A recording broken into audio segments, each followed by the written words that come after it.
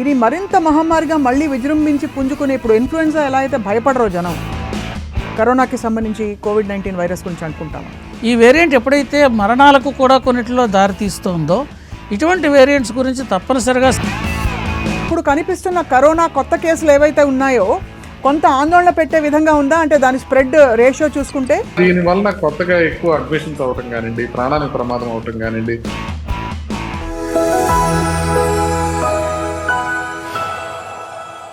ఇది కేవలం సమాచారంగా మాత్రమే భావించండి. వైద్య నిపుణులను సంప్రదించండి. అందరికీ నమస్కారం. కోవిడ్ మరొకసారి ఉత్తర భారతదేశంలో విజృంభిస్తున్నట్టుగా మనకి కేసెస్ తెలుస్తోంది. మహమ్మారిగా మారి దాదాపు ఒక ఎండమిక్ స్టేజ్కి వెళ్ళిన కోవిడ్ మళ్ళీ పంజా విసరబోతోందా? ఈసారి ఈ వేరియంట్ ఎలా ఉండబోతోంది?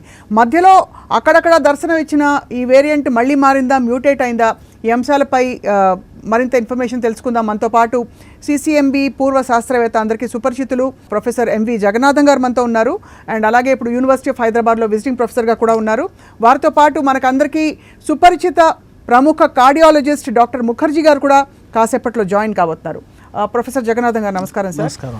మరికొన్ని కేసులు అక్కడక్కడ కనిపిస్తున్నాయి అని వార్తలు రావడం అన్నది ఇది కొంత భయపెడుతోంది అందరినీ. తప్పకుండా అండి, ఎందుకంటే కరోనా వైరస్ అనేటువంటిది ఈ ఆర్ఎన్ఏ బేస్డ్ వైరస్ ఏదైతే ఉందో ఇది పరివర్తనాలు చెందుతోంది అని మొట్టమొదటి నుంచి కూడా మనం మాట్లాడుకుంటున్నాం. రైట్. ఈ పరివర్తనాలు చెందడంలో ఒక్కొక్క మ్యూటెంట్ తక్కువ చర్యాత్మకంగాను, కొన్ని మ్యూటెంట్లు కొంచెం ప్రమాదకారులుగాను మారేటటువంటి అవకాశం ఉన్నాయి. అయితే ఏ మ్యూటెంట్ ప్రమాదకారి, ఏ మ్యూటెంట్ మనం ఏమి చేయకుండా వెళ్ళిపోతుంది అన్నది మనం ప్రెడిక్ట్ చేయడం అనేటువంటిది సాధ్యమయ్యే విషయం కాదు. ప్రస్తుతం మీరంటున్నట్టుగా గత 2 వారాలుగా మనం కేసులను కనుక పరిశీలన చేసినట్లయితే ఢిల్లీలో లాస్ట్ ఇయర్ మే 23 తర్వాత కేసులు క్రమేపీ బాగా తగ్గుతున్నాయి, ఏం ప్రాబ్లం ఏం లేదు అనేటటువంటి ఒక సునిశ్చితమైనటువంటి స్థితికి వచ్చారు. అయితే గత 2 వారాలుగా 22% స్పైక్ వచ్చింది ఏది కేసెస్లో. అంటే 22% కేసులు పెరిగాయి. రమారమే ఒక 400 కేసుల ద్వారా కనిపిస్తున్నాయి. అంతేకాదు ఈ JN1 వేరియంట్ ఇంతకు మునుపు మనం డిసెంబర్లో కూడా మనకి JN1 వేరియంట్ గురించి డిస్కస్ చేసాం. JN1 వేరియంట్ ప్రస్తుతం సర్క్యులేషన్లో ఉన్న వేరియంట్లో అది ప్రముఖమైనటువంటి వేరియంటు. దాన్ని వేరియంట్ ఆఫ్ కన్సర్న్ కింద కూడా WHO గుర్తించడం జరిగింది.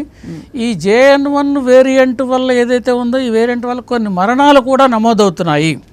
ఇప్పుడు మామూలుగా ఏదో ఒక మ్యూటెంట్ వచ్చింది, ఇన్ఫెక్షన్ చేసింది, వెళ్ళింది, మందులు వేసుకున్నారు, తగ్గిందంటే దాని గురించి పెద్దగా వర్రేవాల్సినటువంటి పని లేదు.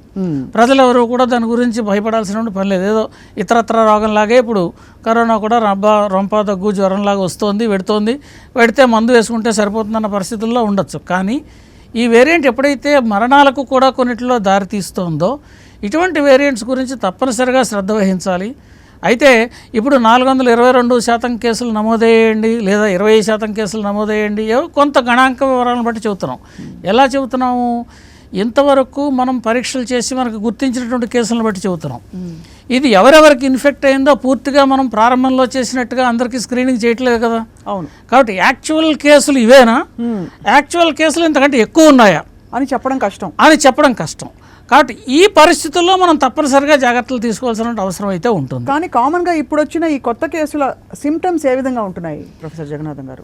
సిమ్టమ్స్ వచ్చేటప్పటికి నాలుక రుచి తెలియకపోవడం, వాసన తెలియకపోవడం, దగ్గు రొంప జ్వరం, ఈ సిమ్టమ్స్ మామూలుగా. ఇంకొకటి ఏమిటి, ఇప్పుడు మనకి చలికాలంలో వచ్చే ఇన్ఫ్లుయెన్జా వైరస్ లక్షణాలు ఏవైతే ఉంటున్నాయో దీనికి కూడా అదే లక్షణాలు ఉంటున్నాయి రమారమిగా. కాబట్టి ఇది మనకి ఇన్ఫ్లుయెన్జా వైరస్సా లేదా కరోనా వైరస్ అని నిర్ధారణ చేయలేం కదా. అవును. కేవలం ఇన్ఫ్లుయెన్జా అనుకుని మాట్లాడకుండా కూర్చొని రొటీన్గా మందులు వేసుకుంటున్నారు అనుకోండి, ఇది పక్క వాళ్ళ కుటుంబంలో ఉన్న వాళ్ళు మిగతా వాళ్ళకి కూడా వస్తుంది. అలా అని చెప్పి మనం వదిలేయడానికి వీల్లేదు.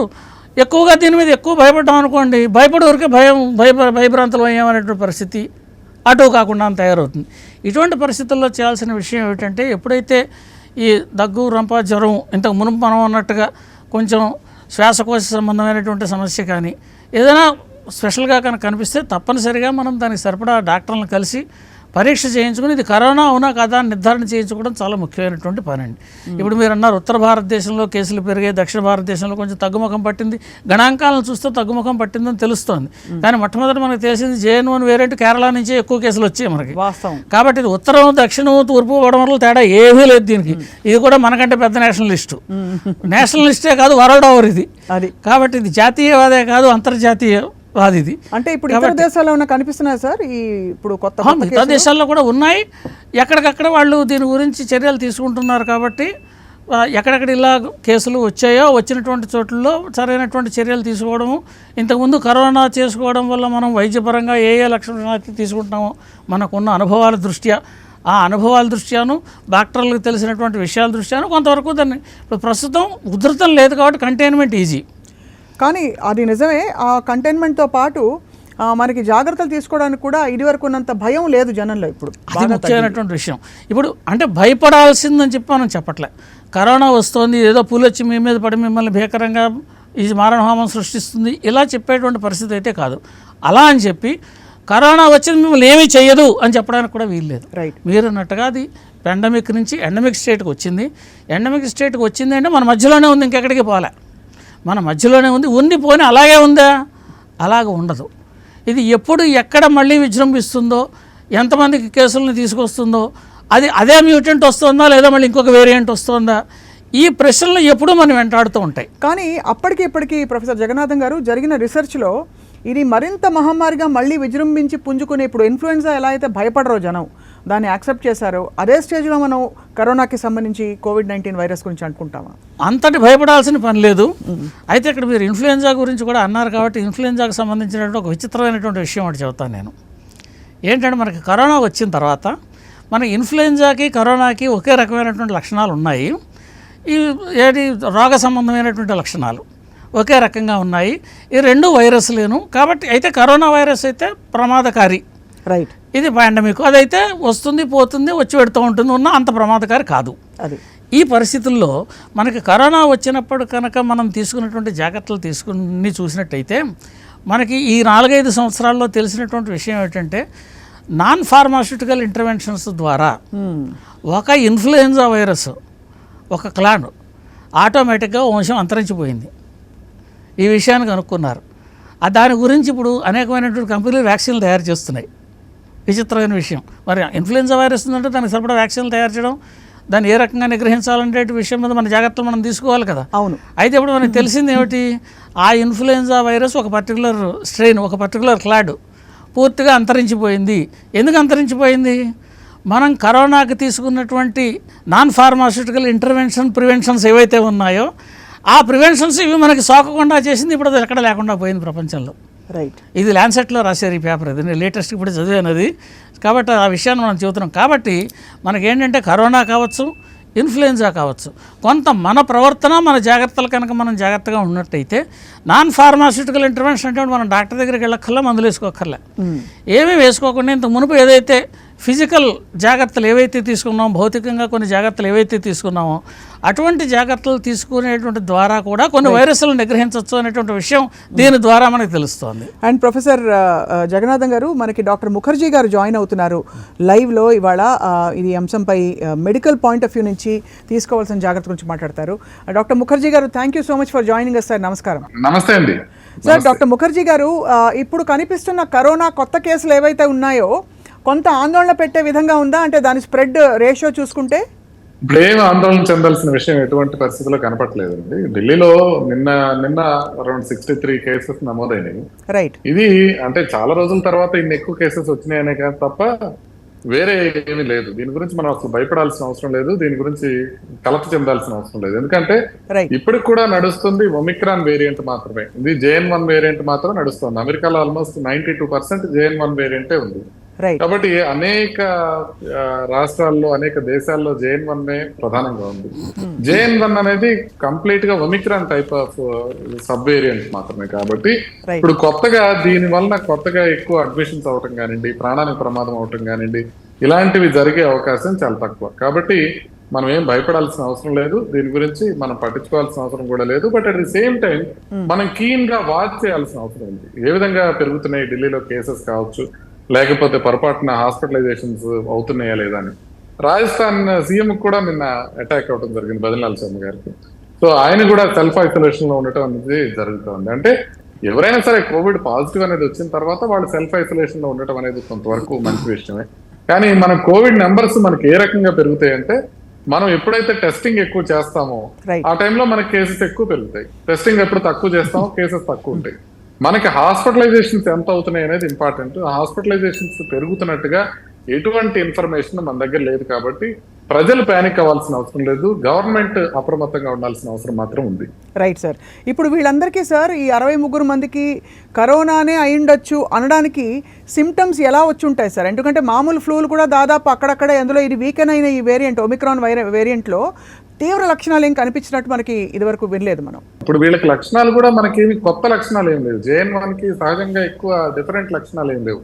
కొంచెం గ్యాస్ట్రోఇంటెస్టైనల్ సిమ్టమ్స్ అంటే మోషన్స్ కానీ వామిటింగ్స్ కానీ కొంచెం ఎక్కువ అవటం అనేది సజెస్ట్ చేశారు తప్ప అంతకుమించి ఏం పెద్దగా పూర్తిగా మార్పులు వచ్చే విధంగా ఏం లేదు. కాబట్టి సేమ్ ఇన్ఫ్లుయెన్జా లక్షణాలు ఉన్న వాళ్ళని మీరు తీసుకొని అందరికీ కనుక పరీక్ష చేసినట్లయితే కొంతమందికి కోవిడ్ పాజిటివ్ ఉండే అవకాశం ఉంటుంది. ఇవన్నీ ఇన్ఫ్లుయెన్జా టైప్ లక్షణాలు ఉన్న వాళ్ళకి మనం టెస్ట్ చేసినప్పుడు కొంతమందికి కోవిడ్ రావటం, వాళ్ళని ఐసోలేట్ చేసుకోవటం జరుగుతూ ఉంది. మనం ఇక నెమ్మదిగా వేరియంట్ కనుక మనం చెక్ చేసుకుంటూ ఉంటే కనుక కొత్త వేరియంట్ ఏదైనా వస్తే, అంటే ఒమిక్రాన్ కాకుండా వేరే వేరియంట్ వస్తే మనం దాని గురించి ఆందోళన చెందాలి. కానీ అదే వేరియంట్ ఉన్నంత కాలం, దాని లక్షణాలు అదే విధంగా ఉన్నంత కాలం, లంగ్ ని బాగా ఎఫెక్ట్ చేయనంత కాలం, హాస్పిటలైజేషన్స్ కానీ మోర్టాలిటీ కానీ పెరగనంత కాలం మనం దాని గురించి విస్తృతంగా మనం బాధపడాల్సిన అవసరం కానీ ఆలోచించాల్సిన అవసరం కానీ లేదు. సార్, డాక్టర్ ముఖర్జీ, ఇదివరకు అంటే మనకి పాండమిక్ స్టేజ్లో ఉన్నప్పుడు కొన్ని కామన్ జాగ్రత్తలు అందరూ పాటించడం మొదలుపెట్టేశారు. మాస్కులు వేసుకోవడం, అలాగే కొన్ని మల్టీవిటమిన్ టాబ్లెట్లు మింగడం మొదలుకొని కొన్ని ప్రొఫిలాక్సిక్గా కొన్ని తీసుకోవడం, ఇలాంటి తీసుకున్నారు సార్. ఇప్పుడు ఏమన్నా అవసరం అంటారా ఇలాంటి జాగ్రత్తలు పాటించడం? లేదు అలవాటు పడిపోయిన శరీరాలు కాబట్టి ఏం ప్రాబ్లం లేదంటారా? అంటే మాస్కులు పెట్టుకోవడం అనేది మంచి లక్షణం. ఇప్పుడు మీరు కోవిడ్ ఒక్కటే కాదు, మీకు ఇన్ఫ్లుయెన్జా కావచ్చు, మిగతా వైరస్లు చాలా న్యూమోనియాలు కాజ్ చేస్తున్నాయి. అవి చాలా వరకు ఇప్పుడు హాస్పిటల్స్ లో అడ్మిట్ అయ్యి కూడా కొంతమంది కనబడుతున్నారు. అంటే ఇవన్నీ కూడా మనకి ఇన్ఫెక్షన్స్ తగ్గే అవకాశం ఉంటుంది, రెస్పిరేటరీ ఇన్ఫెక్షన్స్ అన్ని కూడా. అదేవిధంగా చేతులు శుభ్రంగా ఉంచుకోవటం వల్ల మనకి అనేక విధమైన గ్యాస్ట్రోఇంటెస్టైనల్ సంబంధించిన ఇన్ఫెక్షన్స్ తగ్గే అవకాశం ఉంటుంది. అంటే మనం తీసుకోవాల్సిన జాగ్రత్తలు తీసుకోవటం వల్ల, ఇప్పుడు జగన్నాథం గారు చెప్పారు ఒక క్లేడే అంతరించిపోయింది ఇన్ఫ్లుయెన్జాలో అని. అన్ని పోలేదు, వస్తానే ఉన్నాయి కానీ బట్ ఒకదాన్ని మనం ఎండి చూడగలిగాం అనేది గొప్ప విషయం. అదేవిధంగా ఇంకొక పరిశోధన జరిగింది ఏంటంటే, ఇప్పుడు కోవిడ్ టైంలో పుట్టిన వాళ్ళు, ఎప్పుడైతే లాక్డౌన్ పీరియడ్ లో పుట్టిన వాళ్ళు పిల్లల్ని తీసుకుంటే వాళ్ళ గట్ బయోమ్ని టెస్ట్ చేసినప్పుడు చాలా అద్భుతమైన విషయం ఏం తెలిసిందంటే వాళ్ళకి అలర్జీస్ చాలా తక్కువ ఉన్నాయి. విడిగా ఉండే వాళ్ళు ఆల్మోస్ట్ 20% మంది పిల్లల్లో అలర్జీ ఉంటే, ఈ కోవిడ్ టైంలో లాక్డౌన్ టైంలో పుట్టిన వాళ్ళకి కేవలం 5% మందికి మాత్రమే అలర్జీస్ ఉన్నాయి అనేది అలర్జీ జర్నల్ లో పబ్లిష్ అయింది. అంటే మనకి కొంత మేరకు మనం జాగ్రత్తలు తీసుకోవటం వల్ల మనకి లాభం జరిగే అవకాశం ఎక్కువ ఉంది అనేది క్లియర్ గా మనకు తెలుస్తోంది. మనం క్లియర్ గా అందరూ ఎక్స్పోజ్ అయిపోయి అన్నిటికీ మనం చూద్దాం పదండి అని అనటం వల్ల హెర్డ్ ఇమ్యూనిటీ పెరుగుతుంది, కానీ ఇండివిజువల్ కి ఇబ్బంది కలిగే అవకాశం ఉంటుంది. కాబట్టి కొంచెం జాగ్రత్తగా ఉండటం, జాగ్రత్తలు ఖచ్చితంగా తీసుకోవటం అవసరమని నా ఉద్దేశం. Right sir. అండ్ ఫైనలీ రాబోయేది ఎనీవే వేసవికాలం. వేసవికాలంలో అంటే ఈ జ్వరాలు ఇవన్నీ అంటే కామన్ ఎయిల్మెంట్స్కి సంబంధించి సార్ డాక్టర్ ముఖర్జీ మీరు ఇచ్చే సలహా ఏమిటి సార్ అందరికి? మనకి ఇప్పుడు సీజనల్ చేంజెస్ గా పెరుగుతున్నాయి కాబట్టి సీజనల్ గా మనకి కొంచెం వరకు ఇబ్బంది కలిగే అవకాశం ఉంటుంది, సీజనల్ వేరియేషన్ ఉంది కాబట్టి. సో ఇలాంటి సీజనల్ మార్పులు ఉన్నప్పుడు మనం చాలా జాగ్రత్తగా ఉండాల్సిన అవసరం ఉంది. అనేక విధాలైన ఇన్ఫెక్షన్స్ మనని చుట్టుముట్టే అవకాశం ఉంటుంది. రెస్పిరేటరీ ప్యాథోజన్స్ కావచ్చు, లేకపోతే గ్యాస్ట్రోఇంటెస్టైనల్ ప్యాథోజన్స్ కావచ్చు, ఇవి వచ్చే అవకాశం ఉంటుంది. వీటితో పాటుగా హీట్ రిలేటెడ్ ప్రాబ్లమ్స్ కూడా, హీట్ ఎగ్జాషన్ కావచ్చు, హీట్ స్ట్రోక్ కావచ్చు, ఇలాంటివి కూడా మన చుట్టుముట్టే అవకాశం ఉంటుంది. డీహైడ్రేషన్ అవ్వటం వల్ల కొంత బ్లడ్ లో క్లాటింగ్ టెండెన్సీ పెరిగి ఆల్రెడీ కొంత గుండె ప్రాబ్లం ఉన్న వాళ్ళకి ఇబ్బంది అయ్యే అవకాశం ఉంటుంది.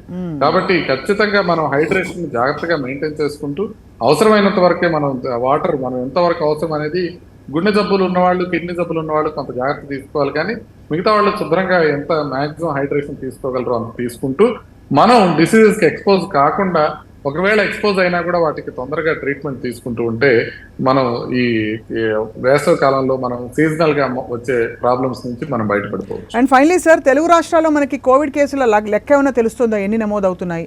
ఎంత కామన్ గా చూస్తున్నాం ఈ గత నెల? టెస్టింగ్ చాలా వరకు తగ్గించేశారు స్వప్న గారు, అందుకని ఇప్పుడు టెస్ట్లు ఎక్కువ చేస్తేనే మనకి నెంబర్స్ తెలిసే అవకాశం ఉంటుంది.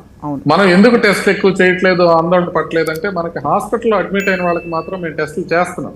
ఇప్పుడు ఇన్ఫ్లుయెన్జాతో హాస్పిటల్ అడ్మిట్ అయిన వాళ్ళకి మనం టెస్టులు చేస్తున్నాం. వాళ్ళకి కోవిడ్ కనుక వస్తుంటే కనుక మనం గవర్నమెంట్ కి సజెస్ట్ చేయడం జరుగుతుంది, ఓకే కోవిడ్ కేసెస్ పెరుగుతున్నాయి, మీరు టెస్టింగ్ ఇంక్రీజ్ చేయండి అని.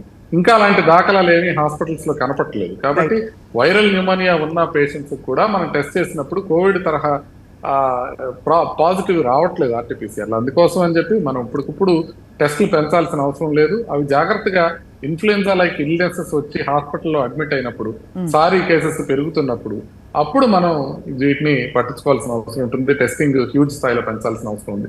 కాకపోతే ముందు ఎలక్షన్స్ వస్తున్నాయి కాబట్టి ప్రభుత్వం మాత్రం వీటిని జాగ్రత్తగా మనం చూసుకోవాల్సిన అవసరం ఉంది. జన సమీకరణ, జన సమూహాలు పెరిగే అవకాశం ఉంది కాబట్టి ఒకవేళ కొత్త రకమైన ఏదైనా వేరియంట్ వస్తుంటే మాత్రం చాలా ముందుగానే మనం మేల్కోవాల్సిన అవసరం ఉంది. Right doctor Mukherjee, thank you so much sir, చాలా రియాష్యూరింగ్ గా చెప్పారు. Thank you very much. అలాగే ప్రొఫెసర్ జగన్నాథన్ గారు, ఒక final question I want to ask you. 2 variants ఒక టైంలో కో ఎగ్జిస్ట్ అవ్వడం సాధ్యమా? అంటే ఒమైక్రాన్ ఉండగానే ఇంకొక మరింత విజృంభించే వేరియంట్ ఏమన్నా బయటపడడం ఇలాంటివి జరుగుతుంటుందా సార్? 2 వేరియంట్లు అటాక్ అయ్యే అవకాశం ఉంది. ఒక మనిషిలో వేరే వేరియంట్ కూడా ఉద్భవించవచ్చు. ఓహో. ఇప్పుడు ఈ వేరియంట్ అనేటువంటిది ఎలా వస్తుంది? ఒక వేరియంట్ ఒక శరీరంలోకి ప్రవేశించిన తర్వాత అది మల్టిప్లై అవుతుంది. ఈ మల్టిప్లై అయినప్పుడు అది ఎప్పుడైతే తయారవుతుందో కొత్త కాపీలు, ఈ కొత్త కాపీలు తయారయ్యేటట్లు ఒక మిస్టేక్ జరగడమో, ఒక ఇది జరగడమో జరిగి ఒక వేరియంట్ ఉత్పత్తి అవుతుంది. కాబట్టి ఉత్పత్తి అనేటువంటిది ఈ వేరియంట్ నుంచి ఇంకో వేరియంట్ వస్తుంది. ఇదొకటి ముఖ్యమైన విషయం. రెండో ముఖ్యమైన విషయం ఏంటంటే, ఈ వేరియంట్ మనం ఆల్రెడీ ఇంతకుముందు వ్యాక్సినేషన్లు అవి తీసుకుని ఉన్నాం, వేరియంట్లు ఉన్నాయి కాబట్టి కొంత ఇమ్యూనిటీ ఒకటి ఉంది. దీని మీద ఒక అపోహ ఒకటి ఉందండి. దీని మీద కూడా ఒక చిన్న స్టడీ ఒకటి వచ్చింది, అది కూడా ఉదాహరిస్తాను ఇక్కడ నేను, సందర్భం వచ్చింది కాబట్టి. వ్యాక్సినేషన్ గురించి మనం మాట్లాడుతున్నాం కాబట్టి, జర్మనీలో ఒక నగరం ఒకటి ఉందండి, మాగ్దాబర్గ్ అని ఒక నగరంలో ఒక 62 ఏళ్ల వ్యక్తి 217 సార్లు వ్యాక్సినేషన్ చేయించుకున్నాడు 29 నెలల వ్యవధిలో. అంటే అర్థమైంది, 3 రోజులకు ఒక వ్యాక్సిన్ చొప్పున వేయించుకున్నాడు. అతనికి మరి అలా వేయించుకుంటే ఎలా ఉంటుందని ఎవరైనా చెప్పారో తెలియదు. ప్రభుత్వ నిబంధనలకు వ్యతిరేకంగా అతను మరి సొంతంగానే ఈ రకంగా చేసుకున్నాడా, ఎవరైనా సూచిస్తే చేసుకున్నాడా ఏమో తెలియదు కానీ ఇలా ఇన్ని రకాల ఇంజక్షన్లు 3 రోజులకు ఒకసారి 4 రోజులకు ఒకసారి చేయించుకుంటూ పోయాడు. అతని మీద ఇప్పుడు పరిశోధన చేశారు. ఏమిటి పరిస్థితి? ఎందుకంటే వ్యాక్సినేషన్ చేయడం వల్ల కొంతమందికి వ్యాక్సిన్ దుష్ఫలితాలు వస్తున్నాయి అనేటువంటి కొంత పరిస్థితి ఒకటి విన్నాం. అవును. ఈ ప్రోలాంగ్డ్ కరోనా విషయం ఒకటి ఉంది. కరోనా తర్వాత పోస్ట్ కరోనా ఎఫెక్ట్స్ కొన్ని గురించి విన్నాం. ఇలా ఉంటే ఇతను మరొక వికృతమైనటువంటి కేసు. దీన్ని హైపర్ వ్యాక్సినేషన్ అంటారు. ఈ ప్రాసెస్ని చేస్తే అతనిలో తయారైనటువంటి ఇమ్యూనిటీని దాన్ని స్టడీ చేసి చూశారు. చేయడం వల్ల ఇన్నిసార్లు వ్యాక్సినేషన్ తీసుకోవడం వల్ల అతను కొత్తగా ఒరిగింది ఏమీ లేదు, అలాగా నష్టం కూడా ఏం రాలేదు. అది కానీ చేసింది తప్పు. అయితే అతని మీద ఏవి క్రిమినల్ కేసులు ఏమీ వాళ్ళు నమోదు చేయలేదు. అతను 130 కేసులు అయితే రికార్డు చేసుకున్నాడు. ఎవరు ఎక్కడెక్కడైతే వ్యాక్సినేషన్ చేయించుకున్నారో కొన్ని చోట్ల అన్రికార్డెడ్గా కూడా మరి చేయించుకున్నాడేమో తెలియదు. ఇలాగా ఇన్ని రకాలైనటువంటి వ్యాక్సినేషన్, అంటే ఒక వ్యాక్సిన్ కాదు 4-5 వ్యాక్సిన్లు చేయించుకున్నాడు. అది వ్యాక్సిన్ అంటే ఆల్మోస్ట్ అన్ని టెక్నాలజీస్ వాడేసి వ్యాక్సిన్ చేయించుకున్నాడు. మంచిది ఏమో మంచిది అనుకున్నాడో చెడ్డదనుకున్నాడో చేశాడు. అదృష్టవశాత్తు ఏమైందంటే అతనికి ఏమి అడ్వర్స్ ఎఫెక్ట్స్ అయితే వ్యాక్సిన్ ఓవర్ డోస్ వల్ల ఏమీ కాలేదు, ఇంట్రాక్షన్ ఏం రాలేదు. ఇది ఎందుకు చెబుతున్నానంటే, నేను కొంతమంది vaccine 3rd dose 4th dose వేయించుకున్న వాళ్ళు కొంతమంది ఈ మధ్యన భయభ్రాంతులై ఇలా ఎక్కువ వ్యాక్సిన్ వేయించుకోవడం వల్ల హార్ట్ రోగాలు వస్తున్నాయండి, 3rd డోసు వేసుకోవడం మూలంగా హార్ట్ అటాక్ వచ్చిపోతుందా, 2 డోసులతోటే సరిపోయేది కదా, 1 డోసే సరిపోయేది కదా, ఇలా కొన్ని చర్చలు కొన్ని చోట్ల జరుగుతున్న కారణంగా ఈ విషయాన్ని నేను ప్రస్తావన చేశాను. అయినప్పటికీ ఎవరూ కూడా అన్ని డోసులు తీసుకోవడానికి వీళ్ళే తీసుకోకూడదు. రైట్. మనం క్లినికల్ ట్రయల్స్ అవన్నీ చేసిన తర్వాత ఎన్ని డోసులు తీసుకోవాలని చెప్పి ప్రభుత్వం నిర్ధారణ చేసిందో, శాస్త్రవేత్తలు నిర్ధారణ చేశారో, డాక్టర్లు అన్ని పరీక్షలు చేసి ఇస్తున్నారో, కేవలం ఆ డోసులు మాత్రమే తీసుకోవాలి. ఇటువంటి విచిత్రమైనటువంటి పనులు ఎవరు చేయకూడదు. ఎవరో ఒక అతను చేసినందువల్ల మనకి ఏంటంటే అనుకోకుండా ఇది జరిగినటువంటి పరిస్థితి. కాబట్టి ఇన్ని వ్యాక్సిన్లు తీసుకున్నా, ఇన్ని డోసులు తీసుకున్నా అతనికి ఏమీ అనారోగ్యపరమైనటువంటి పరిస్థితి కానీ కొత్తగా అతనికి వచ్చిన ఇమ్యూనిటీను లేదు, అలా వచ్చిన నష్టము లేదు. అయితే ఇది తీవ్ర లాంగ్ రన్లో ఏ రకమైన ప్రభావం ఉంటుంది ఇది ఒక ప్రశ్న, అది మనకు తెలియదు. కాబట్టి మనకి ప్రభుత్వం ఎంతవరకు అయితే ఇచ్చిందో ఆ డోసులు ఉచితంగా అందరికీ పంపిణీ చేసింది చక్కగాను. కాబట్టి కొత్తగా వెళ్ళి ఇప్పుడు నాకు ఏదో వచ్చిందని మళ్ళీ ఇంకో డోసు కోసం అని చెప్పి ఎవరు ఎగబడి వ్యాక్సినేషన్లు వేయించుకోకర్లా, అవసరానికి మించి చేయక్కర్లేదు, అవసరమైనది మానకూడదు. ఇది ఈ కథవలనటువంటి మనకి తెలుస్తున్నటువంటి విషయం. కాబట్టి ప్రజలందరూ కూడా ఈ కొత్తగా వస్తున్నటువంటి వేరియంట్స్ ఏవైతే ఉన్నాయో దాని గురించి అప్రమత్తంగా ఉండడం ఇంపార్టెంట్. భయపడాల్సిన అవసరం అయితే ఏమీ లేదు. ఎందుకంటే ఇప్పుడు కొత్తగా కరోనా వచ్చినా కూడా మనకి దానికి సరిపడా మందులు లేదా వైద్య విధానాలు అన్నీ అందుబాటులో ఉన్నాయి. కాబట్టి మనం దాన్ని త్వరగా తగ్గించుకునేటువంటి అవకాశం కూడా మనకు ఉంది. కాబట్టి ఒక కొత్త మ్యూటెంట్ వస్తే మాత్రమే మనం వర్రీ అవ్వాలి తప్పితే, లేకపోతే మనం ఏమీ భయపడాల్సిన పని అయితే లేదు.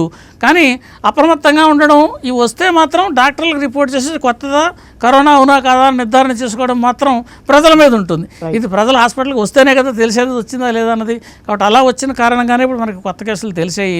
అయితే JN1 వేరియంట్లో కొన్ని ప్రమాదాలు కనిపిస్తున్నాయి కాబట్టి ఇది విజృంభణ కాకుండా జాగ్రత్తలు తీసుకోవాల్సిన అవసరం అయితే మాత్రం తప్పకుండా ఉంది.